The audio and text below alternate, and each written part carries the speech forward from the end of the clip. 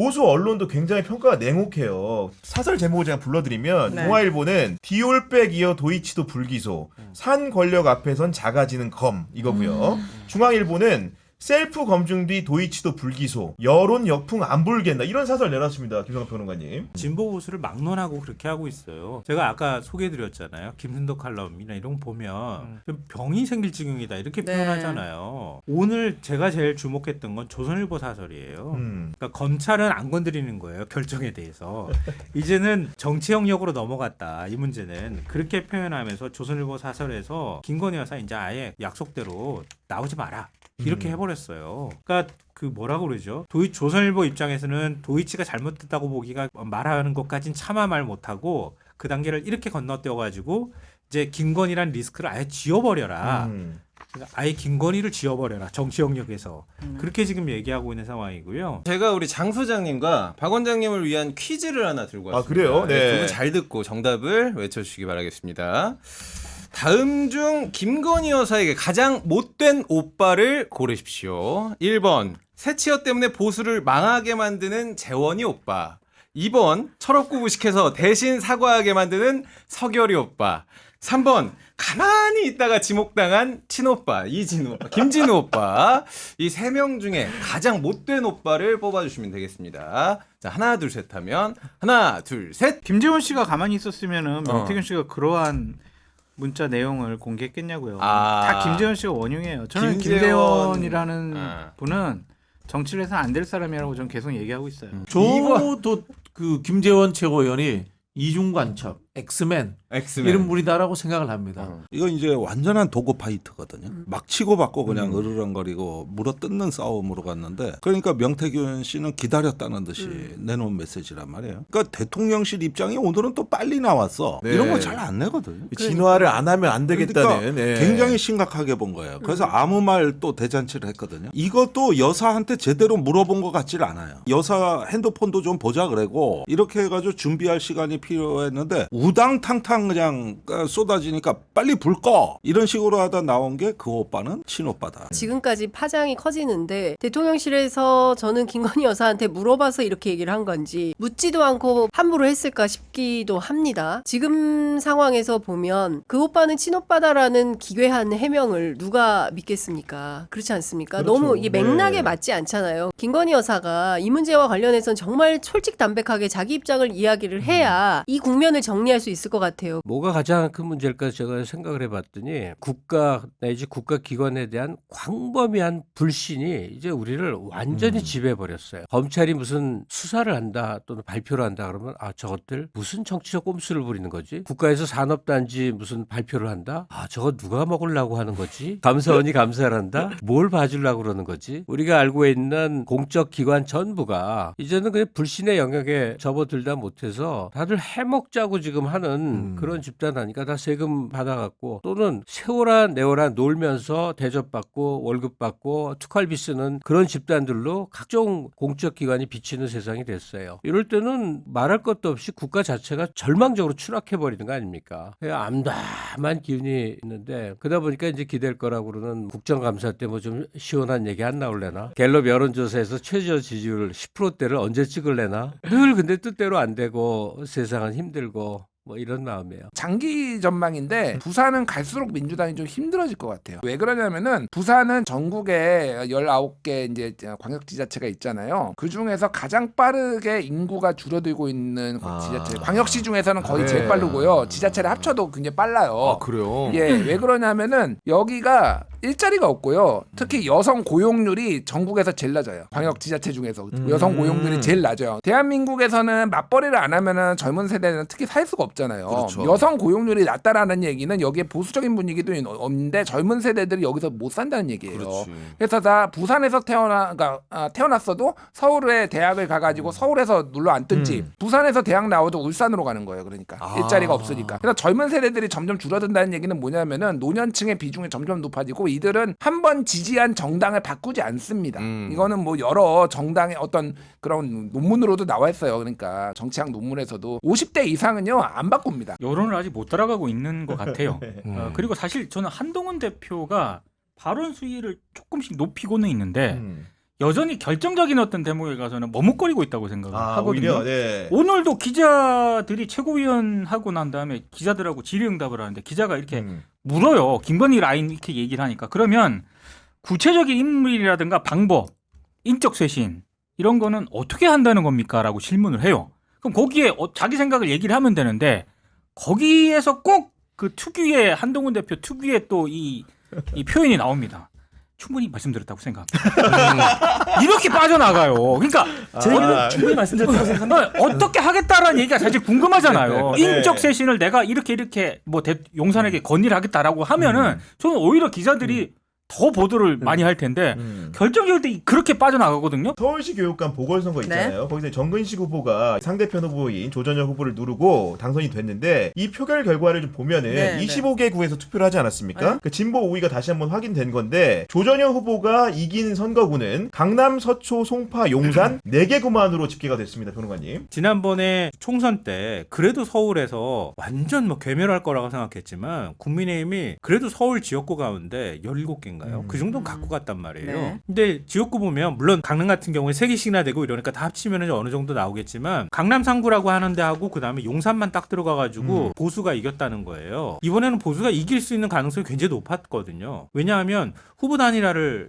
했어요. 이전에는 보수가 그 다 분열이 돼가지고 난립했죠. 보수 후보가 예. 막 2명 3명씩 그렇군요. 나왔거든요. 진보 성향인 정근식 후보 같은 경우에는 사전 투표가 시작되고 난 다음에 진보 후보랑 단일화를 했어요. 그러니까 사전 투표까지도 사실은 단일화 효과가 반영이 안 됐다고 볼 수 있거든요. 그런데도 불구하고 이겼다. 명태균 씨는 아무런 직함도 공적 지위도 네. 아무것도 없는 사람이에요. 김건희 여사도 마찬가지예요. 그런데 아무런 지위가 없는 사람 둘이서 내일 준석이를 만나면 정확한 그러니까, 답이 네. 나올 겁니다. 준석이는 또 뭐예요? 이준석 대표를 준석이라고 부르는 거 아닙니까? 명태균 그러니까요. 씨가. 도대체 이 사람들끼리는 무슨 사이인 건지 다 불러서 물어보고 싶은 정도예요. 그러니까 뒤에서 무슨 일들을 꾸미고 마쿠에서 어떤 역할을 했던 것인지가 오빠, 준석이 철없이 떠드는 그러니까 윤석열 대통령은 철없이 떠드는 그냥 하찮은 존재인 거예요. 앞날이 창창하던 시절인데 이제 막 정치권에 정식으로 개시 선언을 하고 막 신장 개업할 때 들뜬 주인장 같은 느낌이 든다 이겁니다. 그러다 보니까 여기에서는 이제 생각이 느리고 판단력이 좀 흐리멍텅한 남편에 대해서 답답해 죽겠는 거야. 그리고 왜 이렇게 느려? 좀 똑바로 좀 해봐 오빠. 뭔가 저게 확확 밀어붙이고 끌어가는 건 다 김 여사였어요. 그리고 시나리오 작가는 명태균 씨였고. 네. 스픽스 대표 이야기를 들어보면 명태균 씨가 김건희 씨에 대해서 비유할 때 안전뱅이 주술사다 뭐 이런 이야기를 하고 윤석열 대통령에 대해 가지고는 봉사인데 힘만 세다 뭐 이런 이야기를 했다고 하거든요. 그러니까 이게 이제 장애인 비하 발언은 아닙니다. 옛날에는 네. 속담이니까 제가 말씀드리는 거예요. 이제 눈먼 분이 앞을 가려면은 결국은 눈뜬 분이지만 잘 못 걷는 분을 업어야 되잖아요. 그렇게 둘이 같이 간다는 뜻이거든. 그런 비유를 했다는 거야. 그런 찰진 비유를 한다는 것은 어쨌든 간에 삶 속에서 고전을 녹여서 이야기하고 현실에 적용하는 내공이 있는 거예요. 이분은.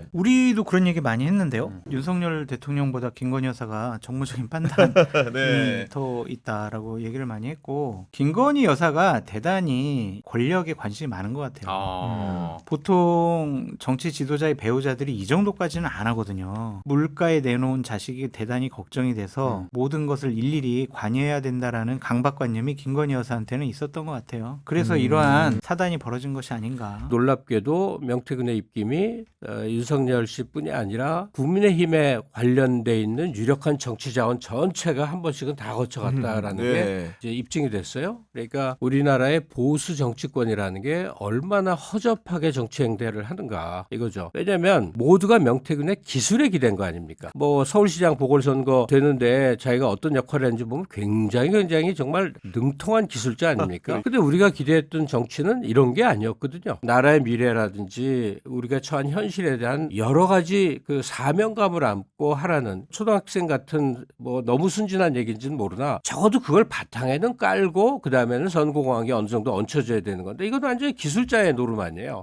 이번 명태균을 통해서 제일 망신한 사람이 김종인입니다. 결의 스승쯤 부각돼 있는 인물이 이런 기술자의 조력을 받아서 이루어진 허상이었구나라는 게 밝혀지고 있지 않습니까? 둘 다 독대를 원하지 않았다라고 봐요.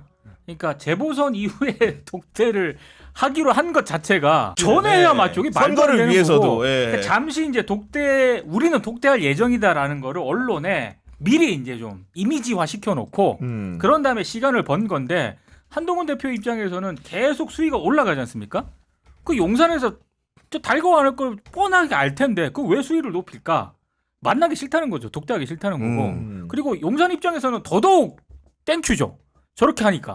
그러니까 양측이 다 만나기 싫은 어떤 명분 쌓기용이라고 생각을 해요. 네.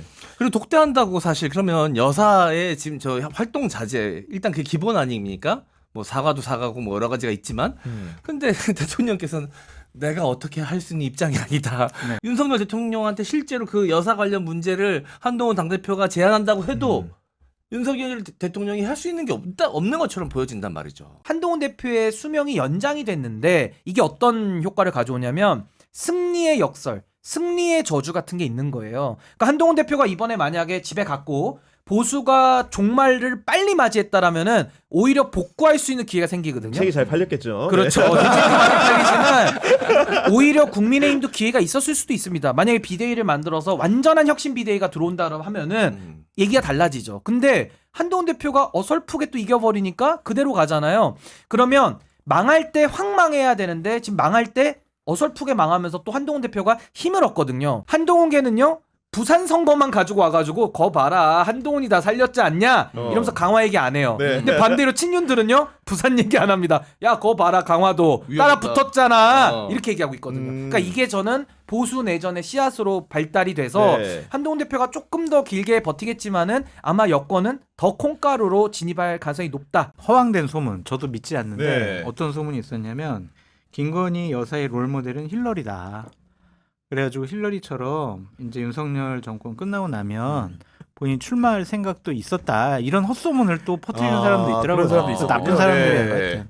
그리고 뭐 정치에 관심이 많다고 음. 박진영 원장님 얘기하셨지만 그건 잘못된 말인 것 같고 정치에 사명감을 갖고 있는 것 같아요. 저는 다른 이야기를 들었어요. 뭡니까? 에바 페론 이야기를 들었어요. 에비타 이야기를 우리 저기 뮤지컬이지 않습니까? 고바나 컨텐츠도 뭐 문화 컨텐츠 아닙니까? 그런 쪽에 관심이 있으니까 거기를 롤 모델로 삼았다라는. 에바 근데 이제 페론이 에바 페론이 대통령 영부인이 되잖아요. 그렇죠. 네. 영부인이 되는데 에바 페론이 어떤 행위를 하냐면은 자기가 부통령이 되려고 해요. 명태균 씨가 그러니까 어떤 여론조사 전문가 내지는 선거 브로커 내지는 선거 컨설턴트라는 지위 내지는 그런 이미지만 갖고는 있을 수 없는 일이죠. 아무리 탁월하고 중요한 컨설턴트 내지는 뭐 브로커는 뭐 할 말 더 할 얘기도 없는 거고 그렇더라도 그렇게 유력한 대선 후보하고 매일같이 하루에도 몇 번씩 통화한다는 건 말이 안 되는 얘기고 네. 그거는 명태균 씨가 컨설팅 플러스 이른바 예언까지 하는 정도의 역할을 담당했기에 가능했을 수 있는 일인 거죠, 사실은. 네.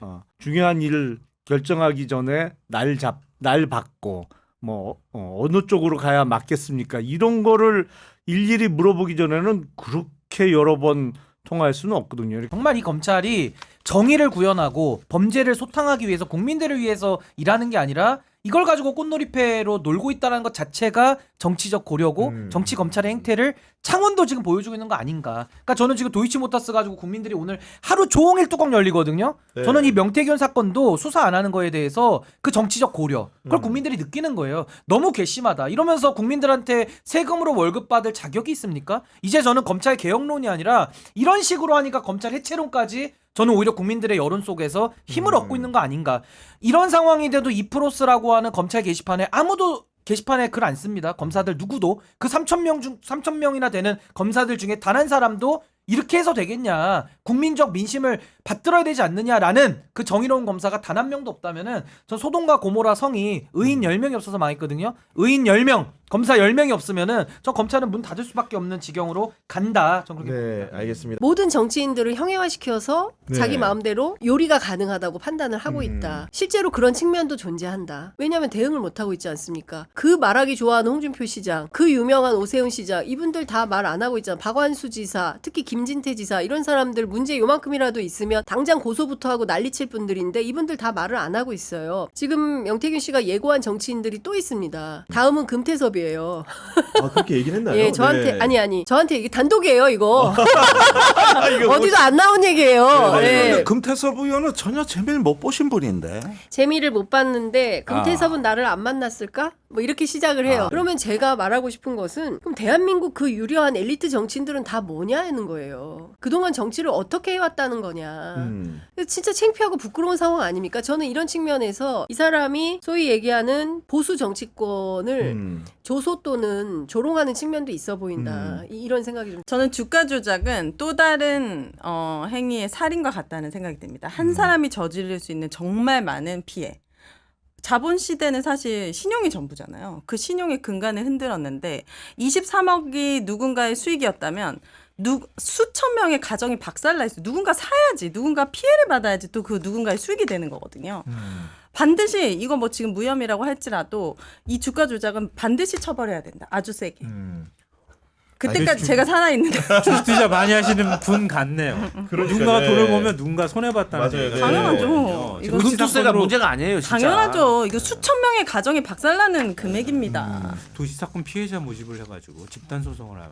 자기가 피해인지도 인식을 못해요. 주식은 이게 그 기간에 일어났어 이런 거 모르는 거죠. 그러니까 더 무서운 범죄인 거예요. 타이밍상 게 이제 맞는 거냐 너무 성급한 거냐는 잘 모르겠습니다. 근데 어쨌든 탄핵을 발의해서 아예 전국에 큰 충격을 탄핵 발의를 해서 설사 헌재에서 기각이 된다 하더라도 지금 던져서 일을 만들어가는 게 좋다라는 견해가 이게 정치권의 흐름인 거죠. 또 하나는 이제 시민 항쟁에 대한 기대감 때문에 너무나 거리에서 고생하시는 분들이 있죠. 이 둘 다 여의치가 않으니 이거 어쩌란 말이야. 근데 제 의견은 지금은 박근혜 어게인을 기대하기 참 어렵지 않겠는가. 왜냐하면 학습 효과들이 있어서요. 그럼요. 탄핵 때 어하고 동조했던 사람들도 많거든요. 근데 일단 여권이 쪼개지지 않을 것 같고 왜냐하면 한번 쪼개져서 했더니 자기네들이 다음을 수습하는 게 아니라 우리 다 잃어버리더라 이렇게 되니까 학습 효과 하나 있고 또 시민들도 이거 뭐 유튜브 보느라고 벌이 나오겠습니까? 하여간 시민 항쟁에 기대기보다는 정치 리더들이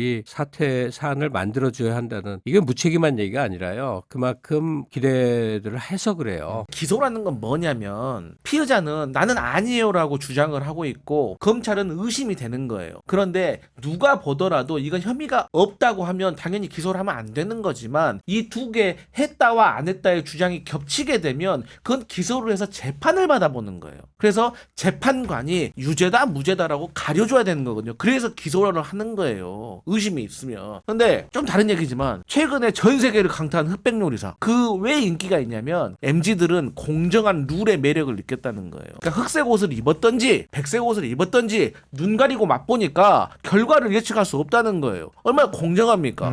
그러니까 우리 민주당도 김건희 여사를 좀 처벌하라는 게 아니에요. 최소한도로 의심 가는 게 있으니까 아니 조사를 받고 기소를 해가지고 재판장 앞에서 받아보자 이거예요. 그럼 가가지고 변호인 써가지고 변론하라 이거예요. 근데 그것조차도 안 하니까 이게 공정한 룰이 아니라는 거 아니에요. 그러니까 국민이 아픈 게 아니라 화가 난 거 아니에요 지금. 저도 이게 검찰이 소탐 대시를 했다고 봅니다. 지금의 윤석열 권력이 얼마나 갈까요? 뭐 권력이 화무 11홍이라는 말도 있고 건불 10년 못 넘기거든요. 근데 고고 알량한 권력 한번 누려보겠다고 윤석열 김건희 부부에게 충성을 한 결과가 오늘 이렇게 나온 거 아니겠습니까? 전 여기에 대한 이제 대가를 저는 검찰이 국민들이 청구하는 그 청구서를 저는 받아들고 전 철저하게 대가를 치러야 된다고 생각합니다. 이제 저는 검찰이 이런 식으로까지 국민들의 신뢰를 깎아먹고 앞으로 어떻게 우리나라에서 범죄를 처단할까요? 윗물이 맑아야 아랫물이 맑은 법인데 이렇게 윤석열 김건희 부부에 대해서 거의 충성 맹세하듯이 사건 처리를 완전히 편향되게 이렇게 한다고 한다면은 전 앞으로 대한민국에서 만약에 검찰이 정당한 법 집행을 할 때 왜 나만 잡냐? 저기 범죄자는 지금 봐주고 있는데 이렇게 얘기하면 뭐라고 얘기할 거예요? 한동훈 대표 입장에서도 이게 리스크가 굉장히 큰 게 당대표가 되고 난 다음에 얻어낸 성과가 하나도 없는 거잖아요.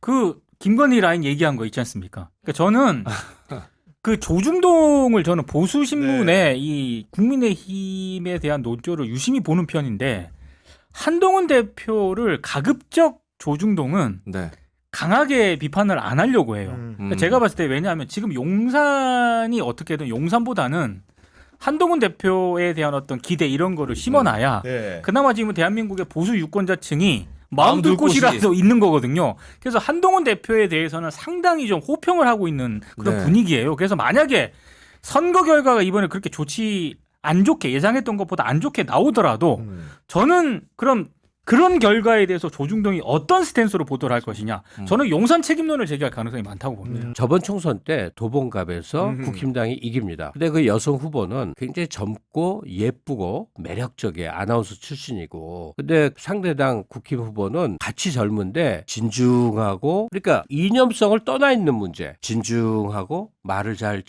약속을 지킬 것 같고 이렇게 이랬다 저랬다 할 것 같지 않은 그런 느낌을 줬어요. 실제로 어떤지는 올해 지역 정치를 또 했고요. 예. 거기서 또 오랫동안. 근데 이 민주당의 여성 후보는 어느 날 훌쩍 날아갔어요. 연설을 양쪽을 제가 열심히 들어봤어요. 들어보셨겠죠. 너무 죄송한 얘기인데 저라면 국힘 후보 찍었을 것 같아요. 그러니까 일반 주민들이 다들 정치적인 식견으로 국가의 미래를 생각해서 하는 것보다는 내 삶을 얼마나 잘 네. 돌봐주고 소위 말하는 정치를 잘할 것이냐 그런 각도로 보는 게 선거에서 굉장히 많습니다. 부산 금정구 후보 토론들을 봤는데 이제 뭐 이력을 캐면 이놈이 나쁜 놈이고 어쩌고 헛소리 할지는 모르지만요. 그 여자 후보 민주당 후보는요 너무나 순수한 학생 같았어요. 오늘도 보면은 내가 사기꾼이면 너희들은 뭐냐 이렇게 하면서 내가 사기쳐 얻은 게 도대체 뭐가 있냐 뭘 했냐 그랬더니 보수 재건을 위해 정말 열심히 일을 했다. 너희들 중에 밥값, 숙박비, 차비 한 번 준 놈 있냐 이렇게 묻거든요. 제가 그 명태균이라는 사람을 처음 알게 된 게 2022년 봄입니다. 수소문 해보면 그가 어떤 인물이라는 건 대충 얘기를 해줘요. 그런데 몇 가지 특징이 있어요. 첫 번째, 명태균은 돈을 요구하지 않는다. 두 번째, 이 사람이 뭐 변변한 뭐 학력이나 이런 게 있는 것 같지는 않은데 상당한 그 식견이 있어. 이 사람 말을 들으면 정치적으로 도움이 돼. 책사다 그러니까. 그렇죠. 네. 그 두 얘기를 꼭 했어요. 중요한 포인트는 자신이 당당한 거죠. 보수에 대해서 내가 컨설팅도 해주고 뭐도 해주고 본인 표현에 따르면 닭을 봉황으로 만들어줬는데 당신들이 나한테 뭐 준 거 있어? 없잖아. 밥 한 끼도 안 사는 사람들이 뭘 나한테 큰 소리야 이 말을 하는 거예요. 김정은 네. 총장 선거에서 지게 되면은 윤핵관들이나 대통령실에서는 한동훈 너 때문에 졌어 너 나가 그러한 프로젝트를 가동시킬 가능성이 높아 보여요. 그래서 지금 여의도 기자분들 사이에서는 양 K가 비대위원장 중에 한 명이 될 것이다. 권영세, 권성동. 그래서 권성동 의원이 최근 세게 한동훈 대표를 견제하는 여러 가지 페이스북 글을 올렸잖아요. 네. 그럼 좀 자기의 존재감을 좀 드러내기 위해서 그런 역할을 하는 것이 아니냐. 그런 소문도 있어요. 제가 국민의힘의 지도부가 무너지는 규정을 잘 모르겠어요. 정확하게 잘 모르겠는데 그게 과반이 무너져야지 무너지는지 아니면 전원 사퇴해야지 되는지. 선출직 4명. 선출직 4명요?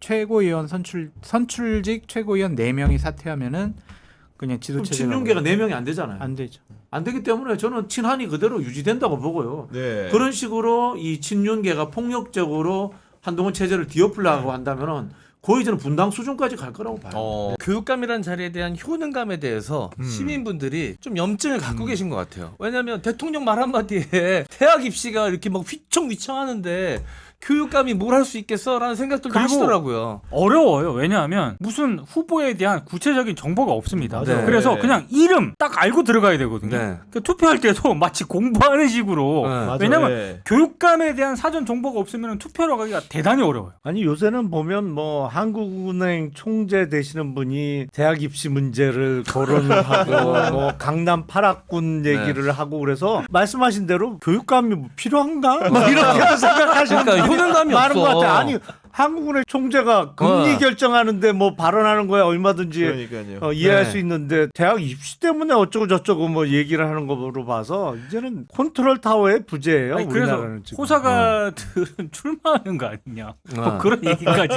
그러니까 아니, 대선 출마하려고 하나? 조국 대표랑 인터뷰를 하고 내린 결론은 안 되겠구나인데 조국 대표가 얘기하는 말은 나는 안철수 심상정과 다른 사람이다. 나는 올바르다는 확신이에요. 근데 그건 중요한 게 아니잖아요. 않아요. 무슨 역할을 하냐가 중요하잖아요. 그러니까 야권이 대통령이 집권을 하지 못한 건 안철수 탓이고 심상정 탓이 맞잖아요. 근데 자기는 그런 역할은 하지 않는다는 의미잖아요. 그럼에도 불구하고 어떤 누구도 조국혁신당을 독자적인 야권의 한 제3세력으로서 계속 확장해 나가기를 기대한 사람은 없었다고 생각을 하거든요. 근데 이번 재보선 때 독자 후보 내서 민주당과 겨루는 걸 보면서 앞으로 가장 가까운 선거가 지방선거죠. 전국 지방선거인데 네. 출마 예비군은 뭐 3만 명 소리가 있어요. 넘쳐납니다. 민주당 두드리다가 혹은 국힘당 두드리다 안 된 사람들 조국당 와서 두드리면 이력 보면 그럴싸하고 그러면 민주당과 조국혁신당이 모든 선거구에서 맞서는 그림이 그려진다면 이건 안철수 국민의당과 똑같은 일이 벌어지는 거예요. 문원일 서울 구로구청장이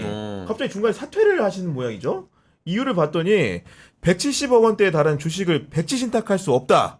이런 이유였다는데 이분이 이제 엔지니어링 회사를 운영하는 모양입니다. 그리고 그 지방선거 2년 전에 당선됐는데 아니 이렇게 12년 만에 그 어떻게 보면 여당에서 구청장 그 당선이 구로구에 됐다는데 이거 어떻게 생각하십니까? 욕해도 돼요 여기서? 욕은 안 돼요? 욕 돼요. 예. 네, 됩니다. 예. 미친놈 같다라는 생각이 들고 그 문제는 이 사람을 공천 준 사람이 누군지 그거를 좀 파악을 해가지고 그 사람에게도 좀 책임을 물어야 되지 않을까 좀 그런 생각이 듭니다. 중앙당에서 이러한 시도당 후보까지 개입을 안 하니까 당시에 그러니까 서울시당위원장이 누군지 그걸 좀 파악을 해가지고 조치가 필요하지 않을까. 정말 보수파 진영에 있는 사람으로서 대단히 부끄럽고 창피한 일이 또 한 번 벌어졌다 그런 생각이 듭니다. 저는 개인적으로 이번에 부산 금정에서 근소하게 차이가 그러니까 국민의힘이 가까스로 이겼어야 된다고 봐요. 아, 왜 그럽니까? 예. 아니, 이게 크게 격차가 나니까 친윤이라든지 대통령실에서는 야 한동훈 너 너무 가오잡지 마. 야 거기 금정 야 부산의 대구야. 못 이긴 게 바보야.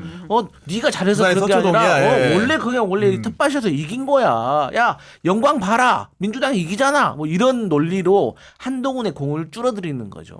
근데 만약에 근소하게 이겼다고 하면 한동훈 때문에 이겼다는 거에 대해서 한동훈 6번 내려갔기 때문에 그 공에 대해서 인정하지 않을 수가 없는데 오히려 이런 논리 때문에 지금 대통령실과 친윤들은 인정하지 않는 분위기. 하지만 어쨌든 지금 전체적인 돌아가는 분위기를 보면 지금 이 친윤계라는 이 자동차에서 내려야겠다라고 생각할 수밖에 없는 거죠. 전 또 광주 사람이잖아요. 조국혁신당에 대해서 총선 때 그 바람은 조금 인정을 하지만 이번에 투표 때는 저희 물어봤거든요. 안 그래도 얘기하신 대로 호남에서 근데 조국혁신당이 왜 우리 쪽으로 이렇게 힘을 실지라는 의구심이 좀 있긴 있더라고. 그러니까 왜냐면 그러니까 정확하게 불신이지. 예. 이게 우리가 지지해도 되는지에 대한 믿음이 없는 거예요. 맞아요. 그리고 아무래도 지역색이 좀 강하다 보니까 호남 출신이 누군데 또 많이 물어보시고. 아니 그리고 비례대표로만 구성된 정당이고 신생정당이라 지역 선거는 어려워요. 사실 그 24% 얻은 것도 대단한 겁니다. 이번에 개혁신당은 후보도 하나 못 냈어요. 그러니까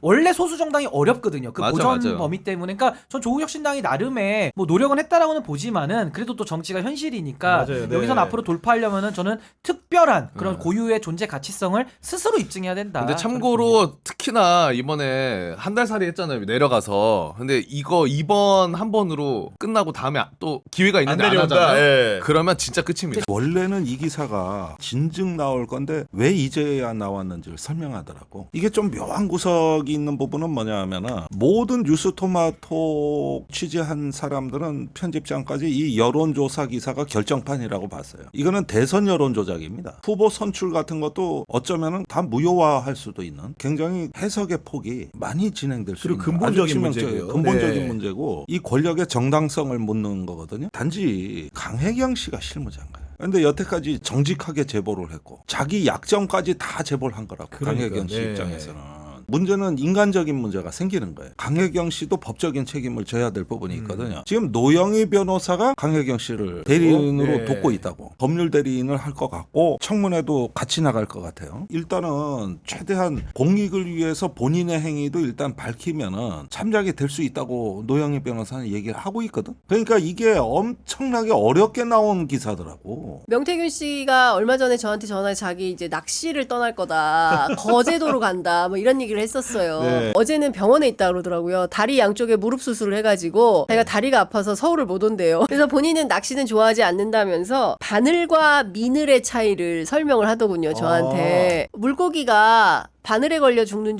잡히는 줄 아냐. 그게 아니라 미늘에 걸려서 잡힌다. 이 한낱 미늘의 존재가 어떤 것인지 알긴 압니까? 김건희 여사 오늘 이거는 저는 시작에 불과할 걸로 보이고 진짜 개봉박두다. 예, 네. 그렇게 얘기를 하니까 이 뒤집어질 국면에서 대통령실이 계속 이렇게 수세적 태도를 취한다고 한다면 본인은 자신하는 것 같아요. 자기를 뭘로 구속시킬 수 있겠냐. 나 인신 구속 못한다. 이런 굉장히 그 자신감이 넘치는 태도인데 실제로 그런 상황이기도 하고 벌써 40일이 넘었어요. 네. 9월 5일날 첫 보도가 나왔거든요. 제가 말씀드린 대로 40일인데 정리가 안 되는 거예요. 정치력과 전략 두 가지를 다 저는 민주당이 챙겨야 된다고 생각합니다. 그러니까 예를 들어 지금 국민의힘이나 이 보수 진영이 완전히 그냥 빗장으로 딱 막아놓고 있거든요. 그걸 뚫기 위해서는 상설특검도 전 일부 활용할 필요는 있다. 물론 상설특검에 의지할 수는 없겠지만은 일부 선발대 역할로서 빗장을 푸는 그런 역할로 좀 썼으면 좋겠고요. 우리 김준일 대표님 말씀하신 대로 특검도 너무 많은데 예를 들면요. 국정감사도 지금 18개 상임위에서 다 일제히 하면요. 국민들이 뉴스로도 이게 홍수가 돼가지고 우선순위를 몰라요. 맞아요. 선별이 어렵죠. 너무 쏟아지기 네. 때문에 헷갈리거든요. 저도 하나 두 개 우선순위를 정해서 먼저 그것부터 하나씩 저는 해결해 나가는 것이 필요한데 그 우선순위 저는 김건희 특검이라고 보고 김건희 특검도 또 나눈다면 혐의가 너무 많으니까 대통령 현직 시절, 전직 시절로 나눠서 주가 조작 같은 이런 전직 시절은 저는 그냥 3자 특검 받아도 된다고 봅니다. 3자 특검으로도 압박을 하고 다만 현직 시절에 있었던 뭐 고속도로 노선이라든지 명품백 이런 거는 야당 추천 특검으로 전 살라미식으로 네. 나눠서 압박하는 것도 한번 전략으로 민주당이 좀 고민을 해봤으면 좋겠어요. 명태균 씨에게 제가 이런 말도 했어요. 아니 당신은 왜 후보들을 직접 만나가지고 그렇게 여러 가지 구설수에 오르냐. 나 같은 사람을 만났어야 한다. 네. 그래서 제가 뭐라고 제안을 했냐면 26년, 27년, 같이 하자. 28년 선거가 다 있지 않냐. 보수파를 재건축하고 다시 보수파가 정권 잡고 선거 이기는데 같이 한번 힘을 합쳐보자. 아, 진짜요? 예. 네. 그랬더니 또 이 볼펜은 말이야. 그래서 또 딴소리 하더라고. 대화가 안 통해. 대화가 안 된다니까. 만약에 명태균 씨가 이 사태가 터지고 난 이후에 했던 전략적인 사고와 판단이 그 당시 했던 진짜라면 이거는 대단히 좀 정치 천재라고 볼 수 있는 일들이 다른 면으로 봤을 있어요. 때. 근데 그걸 내가 확신하지 못하겠어. 다 그냥 나중에 보도된 거 끼워 맞춰가지고 내가 했어라고 이제 설명하는 얘기하는 거지. 건지 네. 아니면 진짜 예전에 그랬는지 그거는 판단을 못하겠는데 주위에 아는 분들이 그렇게 허당은 아니다. 그런 식의 얘기를 많이 하더라고요. 그런 것 같아요. 제가 여론조사 설문지 봤는데 정식으로 했더라고. 우리가 네. 오늘 얘기 나누고 있잖아요. 모레쯤 일어날 수도 있는 일이에요. 지역 전투가. 왜? 미국은 대선하느라고 정신없지 않습니까? 다들 주한미군에 너무 기대하고 있는데 주한미군도 믿을 건 못 돼요. 12.12 때 노태우가 7사단 빼갖고 전방부대 아니에요. 그래갖고 쿠데타 하는데 미군이 속수무책이어서 나중에 사후승이 난 겁니다. 속수무책이 미군도 있는 거예요. 10,000원을 가진 사람과 1억을 가진 사람이 주먹질을 하잖아요. 그래서 서로 코피를 흘렸어. 그 코피값이 얼마나 차이가 나겠어요. 더구나 북한은 잃을 게 없어요. 어떤 인프라도 없는 나라예요. 그러니까 우리가 얻을 피해는 교전으로 죽을 사람은 몇백 명 수준 혹은 몇천 명 수준일 수 있으나 전 국민이 가난해지는데 가난해도 좋아. IMF 때처럼 10년 안에 복구가 된다면 그나마 희망을 할 때 복구를 영원히 못해요. 영원히 못합니다. 그 기간 동안에 벌어진 일 때문에 우리가 현재까지 쥐고 있던 주요 첨단 산업이나 기간 산업의 유력한 부분들은 다 해외에 뺏깁니다. 아유 끔찍해.